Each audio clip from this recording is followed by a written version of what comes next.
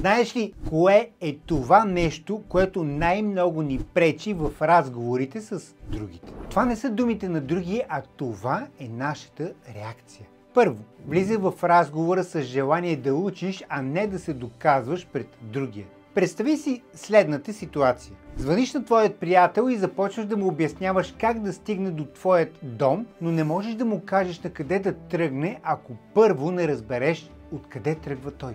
В живота е същото. Спри да търсиш правилният отговор и започни да търсиш правилният въпрос.